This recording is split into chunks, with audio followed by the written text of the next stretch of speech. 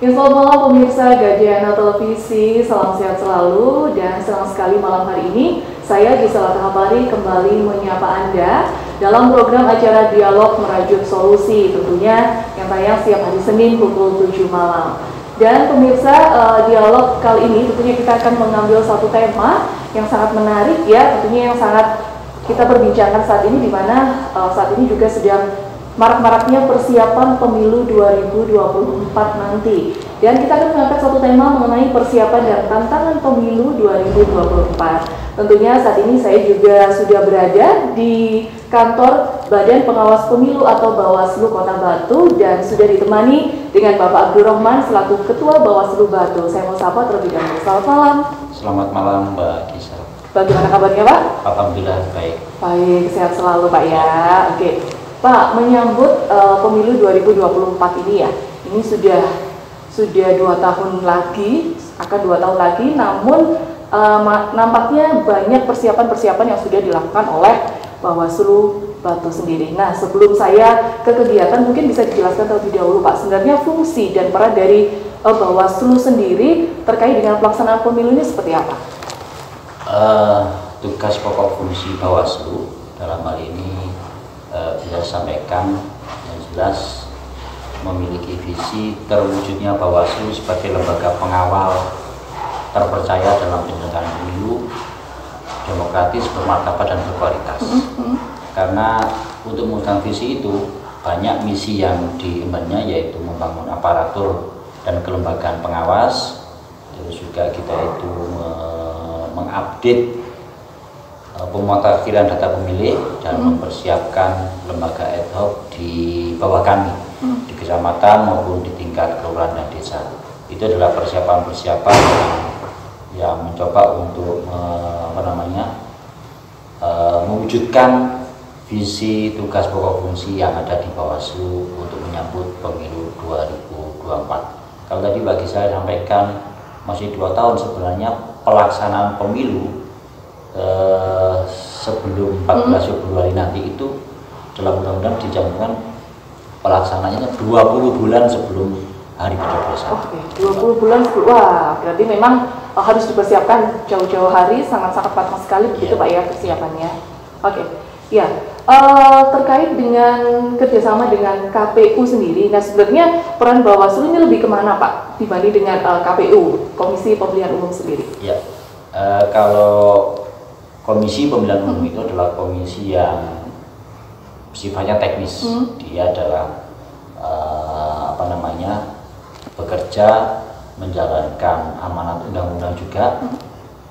Lalu kami di Badan Pengawas Pemilu memastikan bahwa KPU itu berjalan sesuai dengan rule undang-undang yang dilakukan, baik itu melalui Undang-Undang 7 maupun per KPU-nya.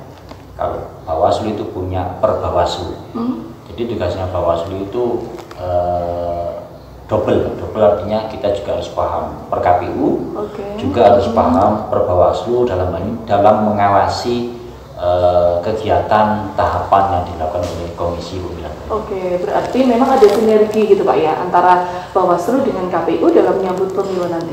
Ya, kami KPU Bawaslu itu penyelenggara pemilu. Penyelenggara pemilu di tingkat kabupaten kota, tingkat provinsi, dan yang di Bawaslu RI juga ada Bawaslu dan KPU.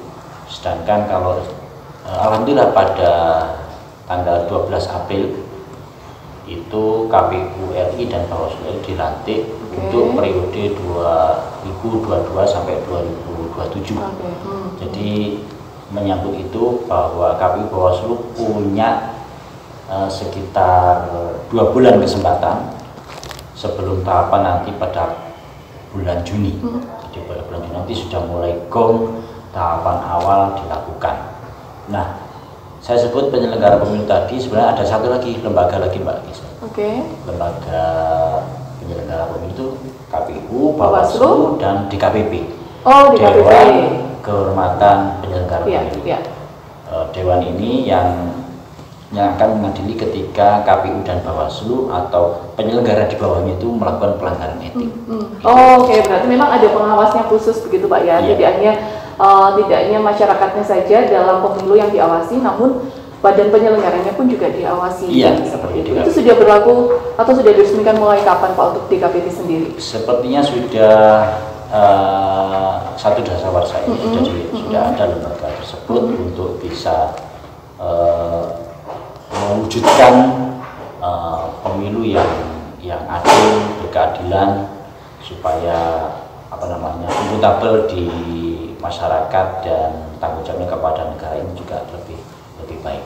Oke, ya, baik. Pak Abdul, tadi Bapak menyampaikan bahwa tugasnya Bawaslu sendiri sekarang adalah double gitu ya. Nah, bagaimana dengan SDM-nya? Persiapan SDM sendiri yang ada di Bawaslu sendiri seperti apa? Apakah memang sudah berjalan ataukah ada penambahan SDM khusus di tahun 2024 besok ini, Pak? Untuk SDM di tingkat kabupaten kota sebenarnya memang ada standarnya, Mbak. Ada standarnya dari pimpinan kami yang hanya bertiga, dibantu oleh ASN yang harusnya 5, dan ada tenaga PPN PNS itu kalau tidak salah ada disediakan 8 tiap tahun.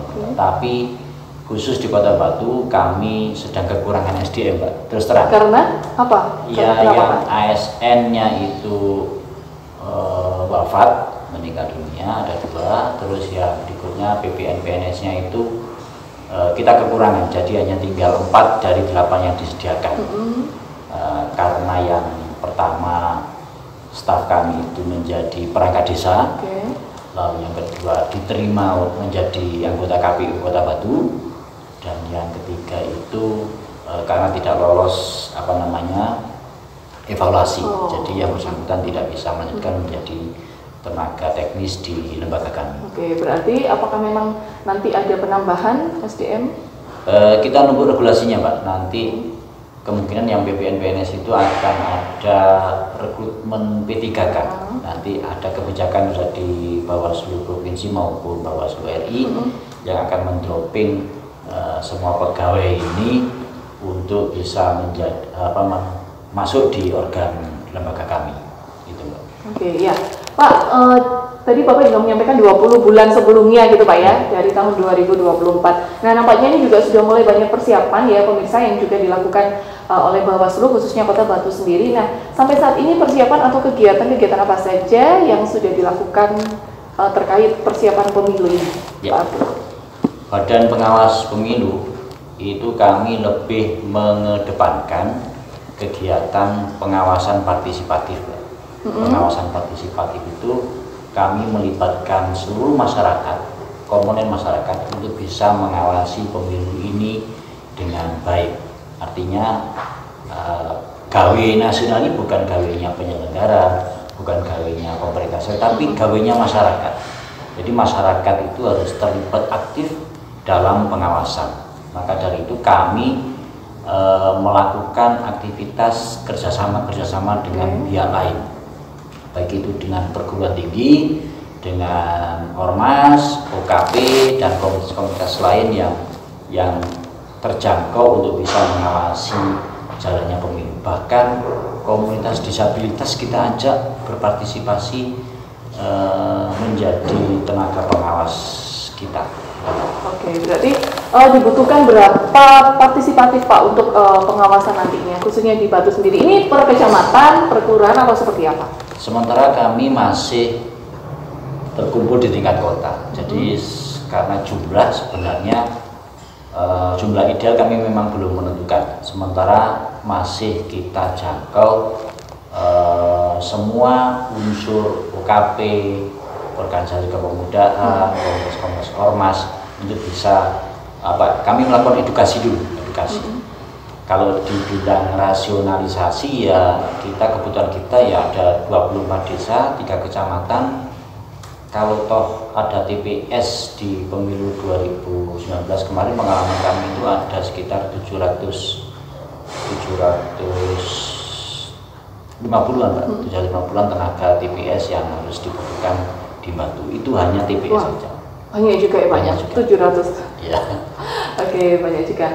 Berarti ini untuk syaratnya apa saja Pak? Ketika masyarakat ini ingin, saya saya ingin deh daftar untuk pengawasan partisipatif ini. Nah, ini syaratnya apa saja yang diperlukan? Oh ya, saya berikan dulu, ada pengawasan partisipatif dan ada tenaga pengawas di tingkat TPS. Jadi ada dua sisi. Tadi kalau pengawasan partisipatif itu semuanya warga masyarakat boleh melakukan pengawasan bersama-sama. Ketika ada pelanggaran di titik tertentu, ketika ada dugaan pelanggaran terhadap pemasangan alat peraga dan lain sebagainya, itu bisa dilaporkan kepada kami langsung.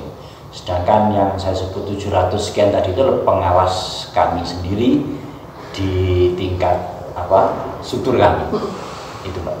Ya, berarti memang banyak juga ya yang diperlukan juga untuk terkait SDM ini. Berarti semoga nanti sosialisasinya berjalan lancar gitu Pak ya. Banyak juga masyarakat yang tertarik juga untuk melakukan pengawasan bersama. Nanti kita akan lanjutkan lagi ya pemirsa setelah jeda iklan berikut ini. Jadi jangan kemana-mana, tetap di Kajian Televisi.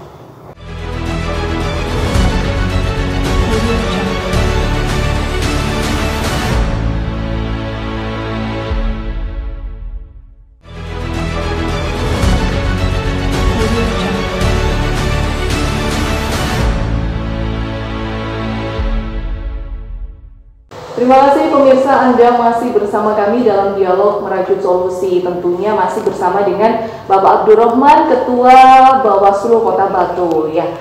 Pak, kita lanjutkan lagi mengenai syarat-syarat dari Panwascam sendiri ini harus seperti apa? Karena di Bawaslu sendiri ini juga memiliki badan ad hoc ya, seperti itu. Nah, ini mungkin bisa dijelaskan Pak, seperti apa sih fungsi dari badan ad hoc ini sendiri? Ya, sebelum ke situ saya mau cerita ini Mbak. Hari ini 12 April KPU RI dan Bawaslu RI dilantik.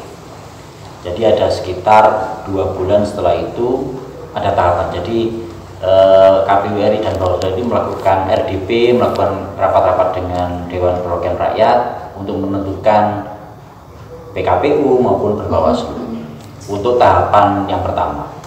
Sedangkan nanti sesuai dengan draft yang disampaikan KPU itu tanggal 1 sampai 7 Agustus itu sudah mulai pendaftaran partai politik. Oke, 1 sampai 7 Agustus. Ya, jadi nanti akan ada pendaftaran partai politik baik atau verifikasi. Jadi ada 3 kategori partai politik. Yang pertama adalah partai yang sudah duduk di parlemen.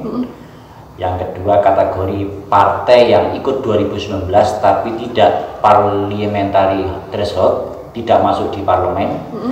Dan yang ketiga adalah partai yang baru dan benar-benar baru yang harus diverifikasi. Ada 3 kategori ini yang ditetapkan oleh Mahkamah Konstitusi. Nah, 1 sampai 7 Agustus, lalu berlangsung Agustus, September sampai diperkirakan 14 Desember itu sudah ada nama kontestan partai politik yang resmi untuk mengikuti perhelatan 2024. Nah, pada saat verifikasi partai politik, kami di Kabupaten Kota itu juga harus memverifikasi partai politik yang domisilinya di kota kami, di Kota Batu, baik itu di kecamatan maupun kalau nggak salah sampai kecamatan saja. Nah, baik itu apa administrasinya, baik itu kedudukan kantornya, SK-nya, dan seterusnya. Nah, di saat itulah Mbak, kita harus membentuk panitia ad hoc di tingkat kecamatan. Nah, Bawaslu, Badan Pengawas Pemilu Kota Batu memiliki 3 kecamatan dan di situ harus dibentuk 3 panwascam. 3 panwascam dan masing-masing kecamatan itu ada 3 personil. Nah, apa syaratnya dari Panwascam maupun kalau di bawahnya di tingkat kelurahan desa kita sebut PKD. Pengawas atau Panwas Kelurahan dan Desa. Nah, syaratnya mereka itu apa saja? Syaratnya yang pertama secara umum saya sampaikan yang jelas ya, taat dan patuh kepada undang-undang Pancasila ya, taat pada Pancasila itu. Yang kedua, ini secara umum saja saya sampaikan, mereka memiliki kemampuan menguasai teknologi, karena pemilu nanti itu akan tidak lepas juga dari kemajuan teknologi. Lalu yang ketiga yang saya sampaikan, berusia 25 dan berijazah SMA. Ini yang paling sulit, Mbak. Harus berdomisili Batu? Bukan? Iya, harus berdomisili Batu. Berdomisili Batu. Karena memang harus menguasai daerah kekuasaan, daerah wilayahnya. Tingkat kecamatannya atau tingkat suaranya. Dan yang terakhir yang bisa sampaikan, kemungkinan juga sesuai PKPU, ini hanya bocoran saja Mbak ya, itu edo kami itu dibatasi usia di bawah 50 tahun. Nah kenapa? Karena di samping usia 50 tahun itu SDM-nya masih produktif dan masih bisa menguasai teknologi.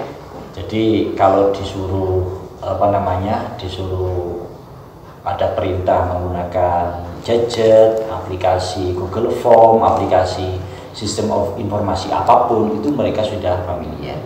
Jadi kayaknya usia milenial lah, atau yang zilenial mungkin sudah agak tidak terpakai, tapi yang milenial ini masih terpakai. Jadi itu beberapa syarat yang umum yang bisa saya sampaikan, tapi pemirsa bisa melihat itu di Undang-Undang 7 tahun 2017 tentang syarat-syarat menjadi pengawas CAM, pengawas kelurahan desa, atau pengawas tempat pemungutan suara. Itu ya. Sampai saat ini ada berapa yang sudah terdaftar di Bawaslu Pak, di tiap kecamatan kelurahan? Apakah memang sudah ada yang mulai mendaftarkan diri? Untuk hari ini kita belum, Mbak. Belum ya? Belum, karena tahapannya belum mulai.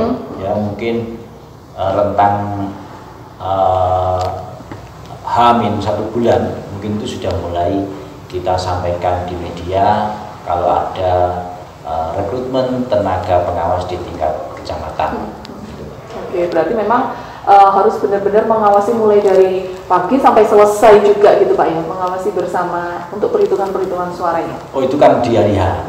Kalau untuk kebutuhan verifikasi partai politik yang tahapan pertama ini, saya kira di hari kerja, dari kerja. Jadi agak unik lagi nih, untuk pengawas kami itu dibanding KPU itu harus dibentuk duluan, paling enggak ya mendahului, apakah 1 minggu atau 2 minggu, karena kami, Panwascam kami itu juga mengawasi proses rekrutmen PPK di wilayah tersebut. Misalnya katakanlah mau dibentuk PPK Bumi Haji, PPK Batu, PPK Jonrejo, maka Panwas kami juga harus terbentuk dulu. Dan usia kami yang saya katakan 25 tadi, kalau usia 25 kan sudah dewasa. Sedangkan kalau di KPU itu usia 17 tahun juga sudah bisa menjadi penyelenggara. Kenapa kami lebih tua? Karena memang kami dibutuhkan untuk sisi kedewasaan, sisi mental, sisi disiplin, dan kerja secara profesional. Oke ya. Untuk partai politik sendiri, parpol sendiri yang sudah terdaftar di Bawaslu ini, apakah memang sudah ada Pak hingga saat ini? Kalau daftar itu Mbak, bukan di Bawaslu, jadi partai itu secara nasional mendaftar di Kemendagri, Polhukam. Maaf. Partai politik itu mendaftarkan di Kementerian Politik Hukum dan Keamanan. Ya. Polhukam. Jadi kita hanya melaksanakan saja untuk verifikasi itu. Oke ya. Untuk tantangan lainnya Pak yang dirasakan, karena kan nanti saat pemilu 2024 ini kan juga menggunakan sistem yang sama di pemilu terakhir di tahun 2019 ini ya, bahwa memilih secara bersama, baik dari pusat secara legislatif, DPD, DPR, seperti itu sampai tingkat kota kabupaten. Nah, menurut Pak Abdul sendiri, apakah tantangan-tantangan ini yang sekarang dirasakan masih ada kaitannya dengan pemilu sebelumnya? Karena kita lihat pemilu sebelumnya ini kan juga masih banyak permasalahan yang memang perlu dievaluasi bersama, begitu Pak. Ya, bagi kami memang penyelenggara itu, karena memang tadi Mbak ya, dituntut integritas, dituntut mentalitas, bekerja secara independen, itu memang kami kadang-kadang tugas itu kita junjung tinggi di atas kepala. Jadi teman-teman SDM pengawas itu kayaknya luar biasa di samping teman-teman KPU. Tapi saya pikir KPU maupun Bawaslu setiap ada langkah seperti ini juga melakukan evaluasi, melakukan RDP, melakukan diskusi-diskusi FGD, melakukan FGD untuk mencari bagaimana format pemilu yang baik di tahun 2024 nanti. Jadi pasti akan kita eliminir beberapa kekurangan, beberapa kelemahan yang nanti akan terjadi. Jadi itu Mbak. Berarti memang sudah ada ini Pak ya, sudah ada langkah untuk supaya yang pemilu yang lalu ini tidak terulang lagi seperti yang akan nanti di tahun 2024 ini ya. Iya. Ya. Pak, persiapan lainnya yang dilakukan Bawaslu sendiri selain Panwascam tadi, apakah ada persiapan lainnya juga mungkin yang saat ini atau hingga saat ini masih berlangsung? Kalau persiapan Panwascam sekali lagi kami sampaikan kita nunggu tahapan. Jadi untuk mengisi kekosongan waktu sebelum tahapan ini kami melakukan tadi itu Mbak, kerjasama dengan perguruan tinggi, teman-teman mahasiswa magang ke sini melakukan riset, dosen-dosen juga melakukan riset kepada kami untuk bisa menggali data, dan itu menjadi output yang positif buat kami bagaimana potret demokratisasi yang ada di perhelatan pemilu itu bisa berlangsung dengan baik untuk kedepannya. Gitu, Iya. Kemudian Pak, untuk ini langkah sebenarnya apa yang dilakukan Bawaslu sendiri, selain tadi bekerja sama dengan universitas untuk mempersiapkan nanti Panwascam yang akan datang begitu ya. Langkah-langkah lainnya seperti apa? Apakah memang kembali lagi sudah ada koordinasi dengan KPU sendiri atau memang itu koordinasi saat nanti berlangsung, hari H berlangsung? Ya, sepertinya kita bekerja sesuai tahapan. Ketika ada tahapan rekrutmen tenaga ad hoc, kita pun juga akan melakukan. Sementara sampai saat ini kita melakukan yang dengan KPU hari ini kita melakukan pemutakhiran daftar pemilih berkelanjutan DPDHP, yang itu kita update terus bagaimana jumlah pemilih itu sesuai, akurat, dan bisa dipertanggungjawabkan. Karena pemilu itu harus cacahnya juga harus diketahui lebih awal. Dan ini kita dengan KPU tiap bulan juga melakukan koordinasi, tiap per triwulan kita melakukan pleno supaya data itu menjadi akuntabel.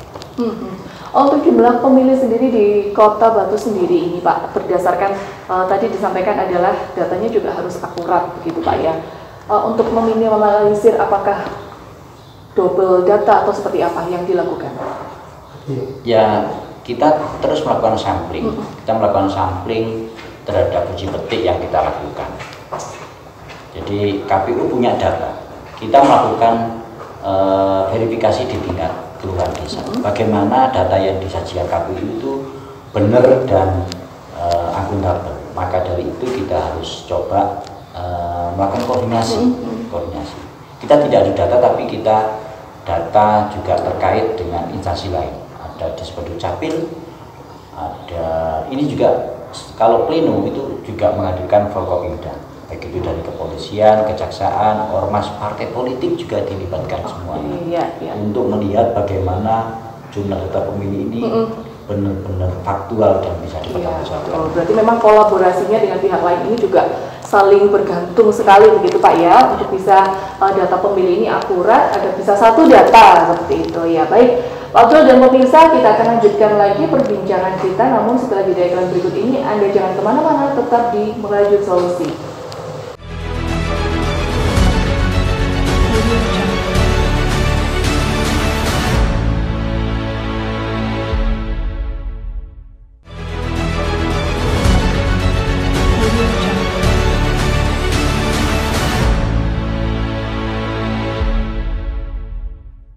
Ya, terima kasih pemirsa, Anda masih bersama Dialog Merajut Solusi, masih di kantor Bawaslu Kota Batu, masih ditemani juga dengan Bapak Abdul Rahman selaku Ketua Bawaslu Batu. Baik, Pak, kita lanjut lagi mengenai persiapan dan juga tantangan yang dihadapi dari Bawaslu sendiri terkait dengan pemilu 2024 nanti. Nah, sebenarnya tantangan untuk logistik ini sendiri apakah ada, Pak? Karena kan nanti kita di 2024 ini juga akan memilih secara serentak juga, mulai dari pusat hingga sampai legislatif, DPD, DPR, kemudian kota, kabupaten. Nah, ini terkait dengan logistik sendiri atau surat suara yang dalam satu coblosan sendiri, apakah memang ada kesulitan atau tantangan seperti apa, Pak Abdul? Ya, sebenarnya model pemilu yang digagas 2019 itu menjadi evaluasi lembaga penyelenggara. Artinya 5 surat suara yang justru ini sangat, kalau di tingkatan masyarakat bahwa itu rumit. Sekitar ada 5 surat suara yang nanti yang harus dicoblos. Edukasinya juga butuh waktu. Terus juga kepada partai politik juga harus memahamkan ini kepada konstituennya. Nah, 5 surat suara yang akan dilakukan pada 14 Februari 2024 nanti itu meliputi memilih presiden, pilih DPD, DPR RI, DPRD provinsi dan DPRD tingkat kabupaten kota. Jadi ini juga masih akan disimulasikan oleh KPU apakah nanti akan direduksi menjadi 3 surat suara atau bahkan 2 surat suara atau bahkan sesimpel mungkin. Iya. Jadi bagaimana ini di user paling bawah itu user friendly gitu ya, mudah masyarakat itu menyalurkan aspirasi politiknya di bilik suara dengan kartu suara yang sangat sederhana. Betul, nggak bingung lihat wajahnya Pak ya, gitu Pak ya, bingungnya Pak. Oke, ya. Terhadap logistik, barangkali memang itu logistik. Paling tidak ini distribusi logistik kepada di kabupaten kota. Kalau kami merasakan di Batu tingkat distribusinya terpenuhi dan saya pikir H-1 sudah sampai di lokasi. Terjauh paling enggak ya di Dusun Berau, di Gunung Sari atau di Sumber Berantas, tapi akses jalan cukup mudah.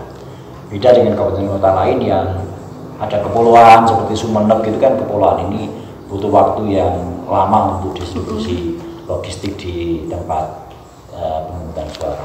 Oke, untuk mulai edukasi kapan Pak? Tadi disampaikan bahwa untuk 5 surat suara ini dalam satu coblosan memang butuh edukasi ke masyarakat juga. Nah, ini kira-kira mulai edukasinya kapan Pak?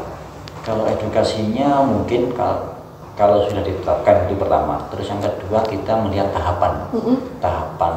Jadi kita bekerja berdasarkan tahapan sekali lagi itu. Jadi ketika tahapan sosialisasi itu semua semua komponen itu akan bekerja, baik itu media, baik itu struktural, itu juga harus melakukan sosialisasi. Bahkan kami yang ada di lembaga penyelenggara akan tetap sosialisasi kepada pemilih pemula, kepada teman bapak-bapak ibu manula dan seterusnya itu. Jadi nunggu tahapan dulu Pak yang. Oke, berarti memang tahapan dari pusat begitu sudah turun baru bisa melakukan edukasi itu Pak ya. Oke, kemudian ini Pak, kita tahu ini sekarang itu juga masih masuk dalam pandemi gitu Pak ya, pandemi COVID. Nah, apakah nanti pelaksanaannya di 2024 ini juga masih menggunakan peraturan-peraturan pandemi COVID atau seperti apa? Ya. Saya baca berita hari ini menyampaikan ketika Pak Presiden menyampaikan perlu mengevaluasi atau merevisi anggaran yang dianggarkan oleh KPU. Misalnya KPU menganggarkan 76 triliun misalnya, itu KPU pun bisa juga menjawab bahwa angka tersebut bisa direduksi menjadi sekitar 60 T atau sekian. Jadi potensi anggaran yang diajukan itu kan bisa berkurang. Tapi ini yang saya katakan ada anggaran itu bisa belanja COVID tadi itu Mbak.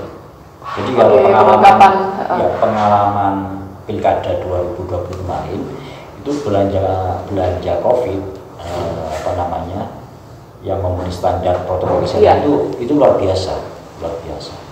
Jadi kalau itu nanti COVID pada tahun 2024 sudah dinyatakan hilang, berarti belanja COVID itu akan otomatis berkurang. Jadi ya mungkin bisa digunakan untuk yang lainnya, gitu Pak ya. Oke. Ya, mudah-mudahan juga sudah mulai normal kembali seperti itu Pak ya. Jadi masyarakat untuk memilih ini juga tidak perlu was-was lagi untuk datang ke TPU seperti itu. Oke. Baik Pak, terkait dengan masa kampanye. Nah, masa kampanye dari partai parpol sendiri ini apakah memang Bawaslu sendiri yang mengawasi juga atau adakah masa kampanye ini sudah mulai ditetapkan? Ya, masa kampanye nanti muncul juga di tahapan masa kampanye. Jadi yang menggelar kampanye itu adalah yang mengatur jadwalnya adalah Komisi Pemilihan Umum. Tidak tahu apakah nanti dibentuk regional, dibentuk distrik, dibentuk per provinsi, nanti akan ada turunannya. Jadi KPU menjadwalkan di hadapan partai politik dan kita sebagai penyelenggara pemilu akan mengawasinya. Apakah dalam kampanye itu ada unsur sara, ada ujaran kebencian, ada penyebaran hoax, atau ada berita-berita lain yang memang tidak patut didengar oleh masyarakat secara umum. Jadi itu harus kita awasi dan ada potensi pelanggaran kah atau ada hal-hal lain yang tidak tidak patut diterima oleh masyarakat. Jadi ada kampanye itu kampanye usulan di KPU, kampanye diperpendek, tapi ini untuk memperpendek, mengefisienkan tahapan. Jadi kalau saya bilang itu hasil pemilu 2024 itu kan dilantik sekitar bulan Oktober. Jadi presiden terpilih itu harus menyelenggarakan pilkada pada tanggal 27 November. Jadi durasinya sangat pendek. Jadi presiden terpilih nanti kan dilantik sekitar Oktober. Dari Februari ke Oktober itu berarti Pak ya? Februari ke Oktober. Maksud saya, Februari itu coblosannya, Oktober itu pelantikan presiden. Nah, rentang itu kan ada sengketa, ada gugatan dan seterusnya itu di situ. Nah, mungkin durasi kampanye itu yang dimaksud diperpendek akan mengefektifkan, tapi tanggal dan bulan yang sampai tadi belum patokan ya, karena memang belum ada keputusan. Cuman catatannya adalah presiden terpilih itu punya kesempatan waktu sedikit untuk menggelar pemilu kada di 2024 yang jatuh pada tanggal 27 November 2024. Iya. Nah, yang kembali ke kampanye tadi Mbak, kampanye yang sifatnya mengumpulkan masyarakat atau pertemuan terbuka tertutup itu memang harus kita hadirkan. Ada kampanye yang mungkin juga digagas dari pengalaman pemilu 2019 kemarin atau 2020 kemarin pilkadanya, itu ada pengawasan kampanye di media sosial. Media betul ya, karena kampanye tidak hanya di jalan saja Pak ya, tapi sekarang sudah di media sosial pun juga sudah mulai. Di media elektronik itu kita awasi Mbak. Jadi kami bekerja sama dengan cyber crime dengan kepolisian untuk menjangkau konten yang ada di sosmed maupun ada yang di platform yang dibuat kampanye itu. Jadi platform yang didaftarkan tertentu, tidak hanya platform anonymous atau platformnya abal-abal menyebarkan kebencian, itu kan sekarang marak di dunia maya. Iya, betul. Jadi kampanye itu juga harus kita awasi. Kalau berdasarkan peraturan, apakah boleh Pak memang ada yang kampanye duluan? Nah, ini kita tahu sekarang sudah mulai ada di jalan lah tipis-tipis gitu, kampanye tipis-tipis duluan. Ini sebenarnya diperbolehkan atau tidak Pak? Itu yang terpampang di media ruang kita itu sebenarnya bukan kampanye. Yang dinamakan kampanye itu adalah sudah ada tahapannya dan waktunya ditentukan. Jadi Jadi kalau misalnya partai A itu kampanye hari Senin tanggal sekian jam sekian, ya itu waktunya. Di luar itu berarti dia curi kampanye. Oke, kalau di medsos mencuri kampanye juga berarti sama? Kayaknya sosialisasi mereka. Oh. Cuman kami di pengawas itu mengatakan seperti adalah citra diri partai, apa ya, kalau dalam bisnis itu marketingnya partai itu memang harus dibentuk, tapi kami tidak bisa menjangkau bahwa itu pelanggaran, bahwa itu kami memang belum ada tahapannya. Jadi apa yang terpampang di baliho, di televisi, di sosmed, TikTok, Facebook, IG dan seterusnya itu memang jualannya partai, tentu masih sah-sah saja dilakukan sebelum tahapan dimulai.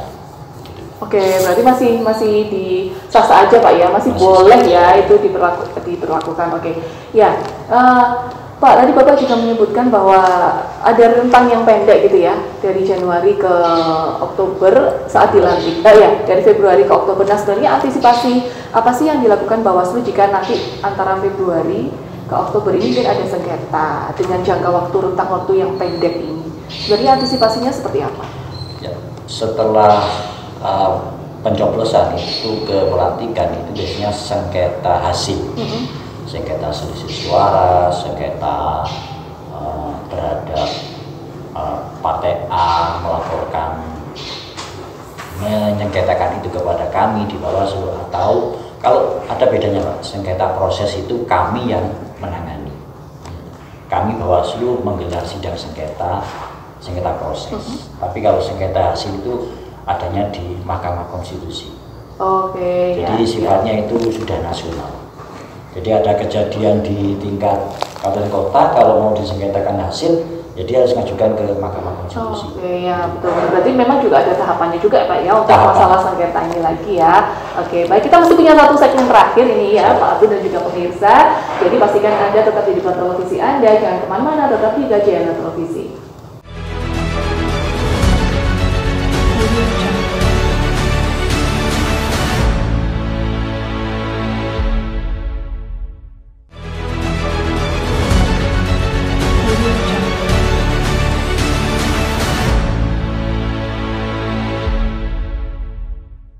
Terima kasih pemirsa, Anda masih bersama Dialog Merajut Solusi. Tadi kita sudah bahas banyak ya tentang persiapan dan tantangan pemilu apa sih yang dihadapi nanti menyambut pemilu di bulan Februari tahun 2024. Nah, masih di kantor Bawaslu Kota Batu bersama dengan Pak Abdul selaku Ketua Bawaslu Batu. Pak, kita lanjut lagi. Ini adalah segmen terakhir Pak ya di episode kali ini. Nah, mungkin potensi pelanggaran dari pemilu sendiri ini sekiranya yang akan terjadi ini potensinya sampai di mana sih Pak, atau sejauh apa yang sekiranya terjadi untuk pelanggaran di pemilu nanti? Ya, sebenarnya kalau dikatakan pelanggaran itu sebenarnya suatu tindakan yang tidak sesuai dengan aturan undang-undangan. Jadi ketika nanti di tahapan awal itu ada verifikasi partai politik, itu ini nanti akan difasilitasi oleh SIPOL, oleh KPU, Sistem Informasi Partai Politik. Jadi semuanya tersistem, mendaftarkan pengurusnya, mengupload SK, mengupload kantor, dan seterusnya. Nah, potensi pelanggaran di tahapan awal ini barangkali di tingkat akar rumput Mbak. Jadi ada satu orang, satu KTP itu yang direkrut menjadi beberapa partai politik. Nah, bisa ya? Kemungkinan bisa terjadi Pak? Bisa, tapi ya pengalaman tahun lalu SIPOL itu tidak mengakomodasi, tidak bisa cepat mengetahui bahwa dia itu ikut di dua partai. Karena barangkali partai tersebut mengambil acak kepada KTP dan seterusnya untuk dimasukkan jadi anggota partai. Nah, tugas kami yang ke bawah itu adalah melakukan verifikasi faktual, bahkan door to door, memastikan bahwa yang bersangkutan itu benar-benar anggota partai politik dan dibuktikan dengan kartu tanda anggota. Nah, suatu saat kita ketemui bahwa si fulan ini dia itu juga menjadi partai A, dia juga menjadi partai B. Nah, ini menjadi teman dan harus dicoret salah satu. Oke, ya berarti Berarti memang nanti ada program rumah ke rumah, door to door gitu Pak ya? Ya, Untuk verifikasi, partai politik yang di bulan Agustus September. Jadi memang sesuai peraturannya juga memang tidak boleh gitu Pak ya untuk satu KTP ini. Nah, potensi pelanggaran lainnya apa Pak? Kalau Badan Pengawas Pemilu itu mengidentifikasi dan menetapkan bahwa pelanggaran kampanye, pelanggaran pemilu itu terdiri dari 4 pelanggaran, bahkan 5. Yang pertama pelanggaran administratif, itu pelanggaran yang dilakukan oleh peserta pemilu dalam ini partai politik karena melanggar penempatan alat peraga kampanye. Jadi alat peraga kampanye itu tidak boleh diletakkan di masjid, di tempat ibadah, masjid, gereja, vihara, dan tidak boleh. Di halamannya itu tidak boleh. Tidak boleh ditempatkan di tempat pendidikan di sekolah. Tidak boleh diletakkan di fasilitas pemerintah. Ya. Tidak boleh diletakkan di rumah sakit. Nah, memang agak ribet ya. Karena memang harus netral. Netral ya Pak. Lembaga-lembaga itu harus netral. Berkampanye di masjid, musola, di vihara gereja juga tidak boleh. Itu bagian dari pelanggaran pidana. Yang kedua, pidana ini pelanggaran yang ditimbulkan oleh orang atau partai peserta atau warga masyarakat yang mungkin tidak pidana, merobek banner misalnya, mencuri alat peraga. Nah, Bawaslu dalam hal penindakan pelanggaran pidana ini bekerja sama dengan Gakumdu, penegakan hukum terpadu. Di sana ada unsur kepolisian, ada unsur kejaksaan. Kalau misalnya ada satu pelanggaran pidana misalnya, kita adakan kajian apakah ini melanggar atau bukan pelanggaran. Kadang-kadang kan gitu. Ternyata kejadiannya yang menyobek anak kecil belum cukup, yang merobek ternyata ODGJ, dia tidak punya pasal. Yang ketiga ada pelanggaran etik. Pelanggaran etik itu yang di awal tadi saya sampaikan, kalau kami penyelenggara di tingkat provinsi, di tingkat RI, di tingkat kecamatan itu melakukan kesalahan etik, kami akan dilaporkan ke DKPP. Kenapa? Karena kami tidak berintegritas. Gratifikasi, menerima uang, materi, janji-janji dekat dengan orang partai, itu kami rentan dilaporkan. Makanya kami itu pribadi yang asosial, Mbak. Saya ini jarang berinteraksi dengan orang partai.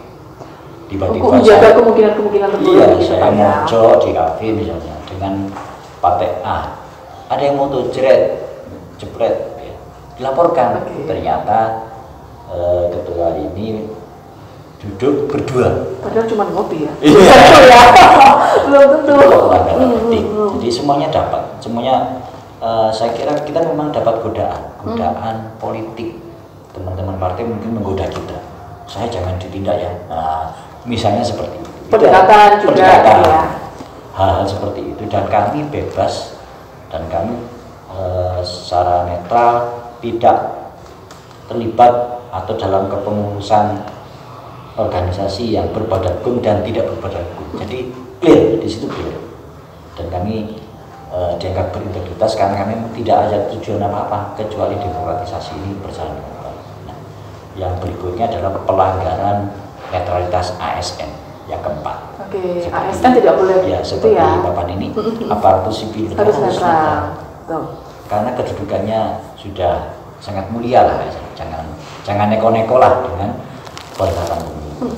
Dan yang kelima, pelanggaran hukum lain. Nah, ini mungkin boleh kajian lah, hukum apa atau pencurian dan seterusnya, nanti ada tindakannya seperti itu. Jadi ada macam-macamnya seperti itu, Mbak. Iya.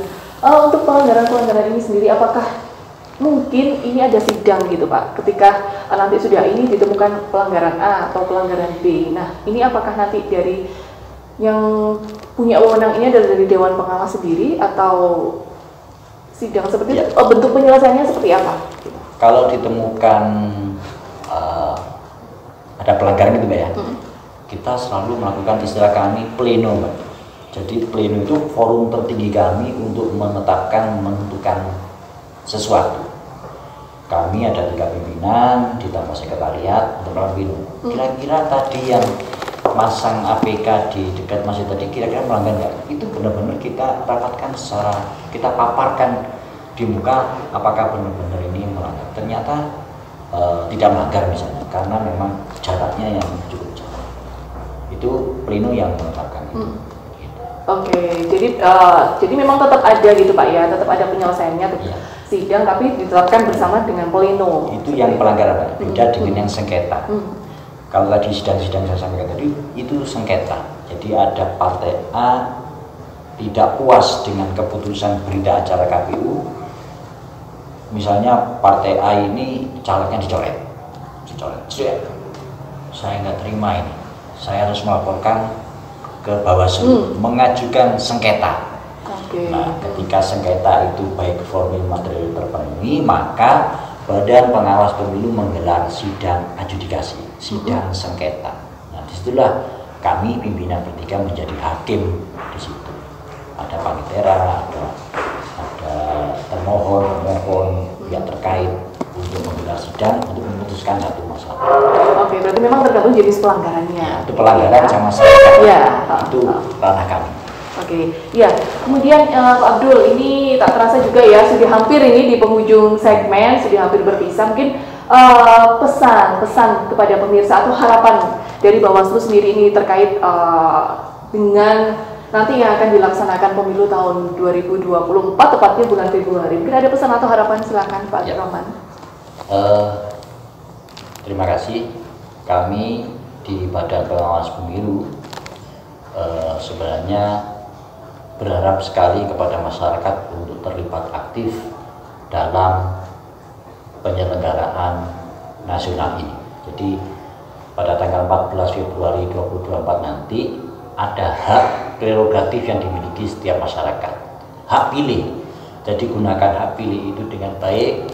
Bagaimana hak pilih itu bisa menjadi aspirasi jenengan, hak hakiki yang dimiliki, jangan sampai tergadai oleh materi, jangan sampai tergadai oleh uang, jangan tergadai oleh iming-iming lain, supaya Anda diarahkan memilih salah satu calon. Jadi pilihlah calon yang saudara pilih sesuai dengan keinginan saudara, karena pemilu ini adalah milik saudara semua, milik warga masyarakat. Bagaimana rakyat ini bisa berdaulat memilih pemimpinnya sesuai yang dikehendaki. Karena Bawaslu bersama dengan panjenengan semua untuk bisa menegakkan keadilan demokrasi ini sesuai dengan tagline kami, bersama rakyat awasi pemilu, bersama Bawaslu tegakkan keadilan pemilu. Oke, bersama rakyat awasi pemilu, bersama Bawaslu kita tegakkan keadilan pemilu. Wah, terima kasih sekali ya Pak Abdurrahman untuk kesempatannya malam hari ini boleh berbagi juga dengan pemirsa KJNA Televisi. Semoga juga nanti sama-sama kita boleh mempersiapkan pemilu yang demokratis, aman dan jujur, tentunya sesuai dengan aspirasi dari pemirsa sendiri, begitu ya. Baik, kita akan berjumpa lagi. Semoga ada kesempatan lagi Pak ya untuk KJNA TV boleh hadir lagi khusus di kantor Bawaslu Kota Batu. Oke, lagi terima kasih pemirsa atas kebersamaan Anda. Kita akan berjumpa kembali di dialog episode selanjutnya. Saya Gisela Tahapari dan kru yang bertugas mengucapkan terima kasih atas kebersamaan Anda dan sampai jumpa.